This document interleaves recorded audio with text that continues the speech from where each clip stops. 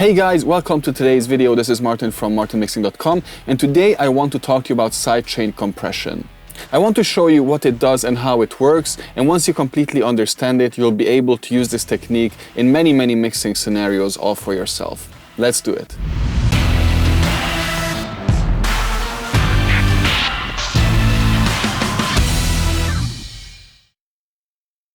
Okay, so for this video, let's jump right into logic. First, I want to show you one of the most basic things you can do with sidechain compression, and also one of its most popular uses that you hear in pretty much every electronic dance music song out there.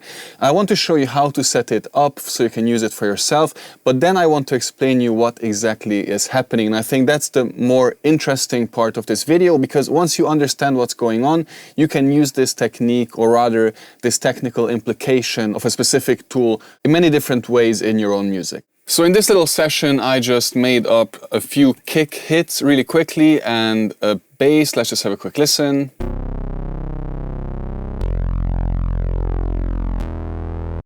It cannot get any more basic than that, and I have a few kick hits here. So when I play these two together, of course, nothing spectacular happens. Let's just try.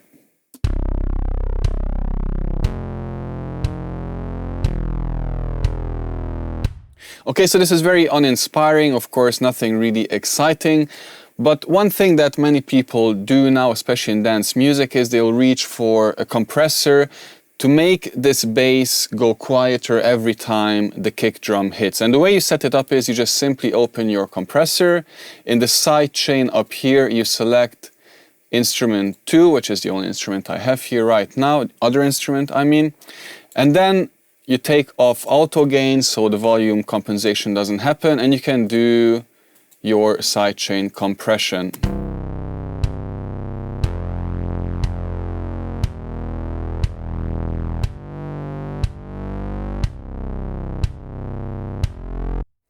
Okay, boom, so this is basically sidechain compression explained, and you can use this technique in many different ways. You can use this for your vocal to control your guitars, if you want your guitars to be a bit quieter every time the vocal comes in, or you can do the same thing with a million other instruments, the solo guitar, for instance, ducking the rhythm guitars, or making the rhythm guitars quieter, or whatever else there is.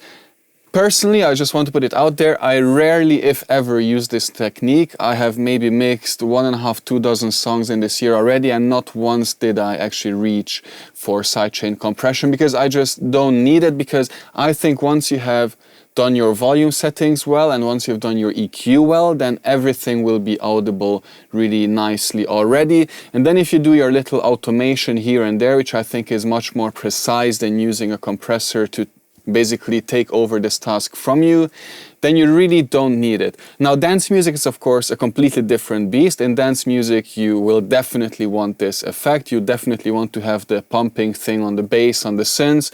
Although I find that in many cases it's a bit overdone, it's a bit too aggressive, but I digress. In a really good dance music production, it is usually done very tastefully and very beautifully, and it's the very essence of the genre, I would say. You can of course put this compressor on a group, you can put this even on the master bus or wherever you want to have it, to make the kick or whichever other instrument you want, make whatever you have this compressor on quieter on every hit.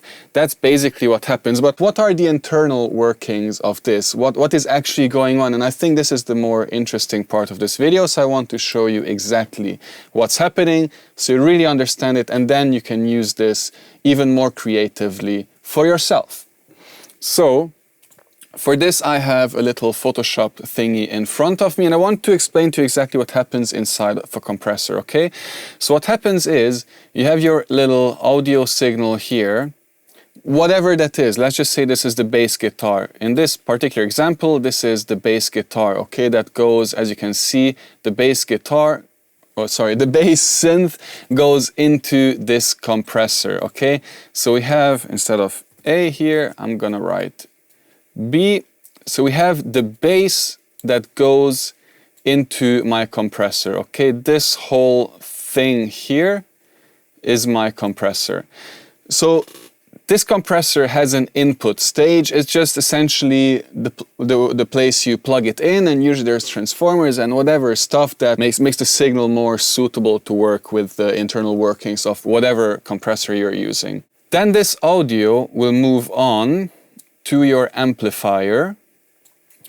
And this amplifier is essentially responsible for doing the gain reduction. Okay, it's usually a negative amplifier, so instead of positively boosting your signal, it will negatively boost your signal, so attenuates your signal based on the settings that you are setting on your compressor. So when you set your ratio, whatever it is, 4:1, and you set your attack and your release, those are the parameters that will tell your amplifier within your compressor what to do and how much of it to do. Okay, so I know that I want like a medium attack and a fast release, and I want a 4:1 ratio. So then the amplifier knows, okay, this is what I will have to do. And then the signal will go out of the compressor into the output stage, and then out back into your mixer or whatever comes next, your EQ, whatever. But this doesn't quite explain what the compressor does. No, it doesn't really tell us, okay, but how does the compressor know when to work? So we have missed a crucial part here, which is the threshold. And the threshold is actually part of a separate little box, a separate little unit inside of the compressor, which is called the detector, and that's this one, okay? The detector is basically, well, one of the most important parts of the compressor, okay?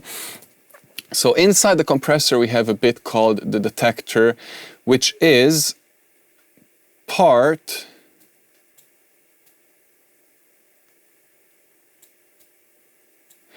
of this whole thing, which we call the side chain. Okay, why is it called the side chain? Well, it's called the side chain because the audio that goes into the compressor gets copied, it gets split. Okay, we take a copy of that signal here, which then gets routed into the detector. And in the detector, we have our threshold and sometimes even a low-cut filter. Okay, that's a really ugly one.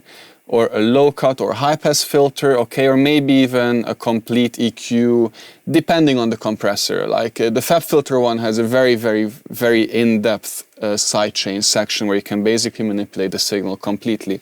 So as you can see already, the signal goes in, it goes into the amplifier, which is the compression stage basically, and then out of the compressor. But as we do that, before we take a copy of the signal, so we can start analyzing it. And this is where our threshold and high-pass filter and EQ are if your compressor features in EQ. So on the very basic level, here we'll set the threshold, okay, which means we'll lower the threshold to a point where the audio that comes into the compressor is over the threshold.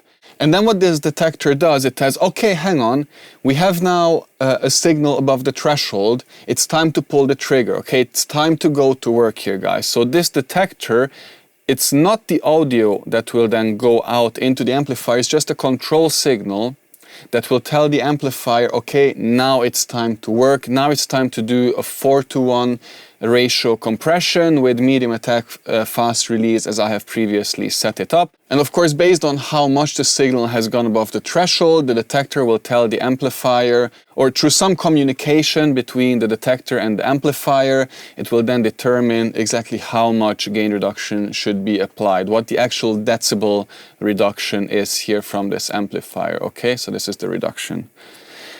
Okay, so this is the most basic version, the most basic form of compression. Now, I don't want to overcomplicate too much, but just for the people who know and just for the more curiously minded people out there, this is called a feed-forward design, okay, where we take a copy of the signal before the compression stage, and that will go to detector, but there's feedback designs as well, where instead of taking the signal from here, we take it from here to feed it to the detector. So this means that the detector will communicate to the amplifier based on already compressed signal. So this means that we'll get a slower, smoother, more musical kind of compression. The Fairchild is a good example for this type of compression. But just to keep things simple, let's just stick to the feed-forward design, which I think is a lot easier to understand. Okay, so let's just recap really quick. The signal goes into the compressor, goes into the amp, and then to the output stage. But we also take a copy of that signal, which goes to our detector, and the detector will then send a communication signal of some sort, okay, not the actual audio, but some sort of communication signal to the amplifier, which then tells the amplifier to go to work and execute the commands that were given to it, which is how much to compress, how fast, and how slow or how fast should it stop working once the signal has dropped below the threshold, okay? So essentially the detector gives two signals to the amplifier, okay? Signal goes above the threshold, okay guys, let's go to work. Signal drops below the threshold, okay guys, let's relax, it's time to, go to bed. We don't have to work anymore. And both of these actions take a certain time, okay, which are the attack and the release. So what is sidechain compression now? So what you can do, and this is really cool, you can give an external control signal for your compressor, which will usually be in the form of a plug or a socket right around here. That looks a bit too much like a boob. So you have a socket right here. So that means that you can take a completely foreign, a completely separate signal, which could be, in our case, okay, in the case of this little amazing beat that I've made, our kick. So in this case, we'll move our kick into the sidechain of this compressor, okay?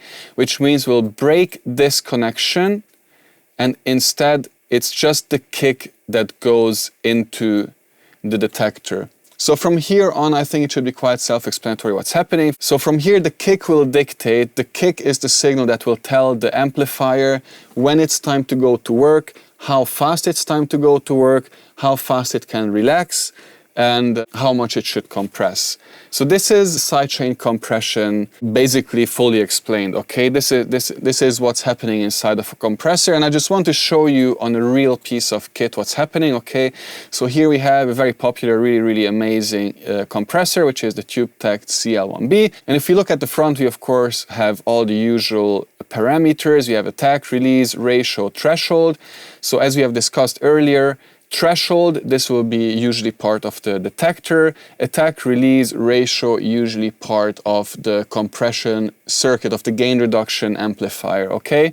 Let's ignore this for now, this just changes the characteristics. But here we have a sidechain bus select, okay? Which means we have actually two, and if we turn this unit around, like this, we can see we have two separate sidechain inputs here, okay, which are not equal to each other, which means I can put two different sidechain signals in here. Why two? Well, the reality is that these units are usually built into racks, and you don't want to go in the back of the rack and kind of try to plug in stuff between millions of cables. So in a professional studio where this compressor will usually find a home, and these two will be routed with very long cables to the patch bay of the studio, okay? So let me just show you.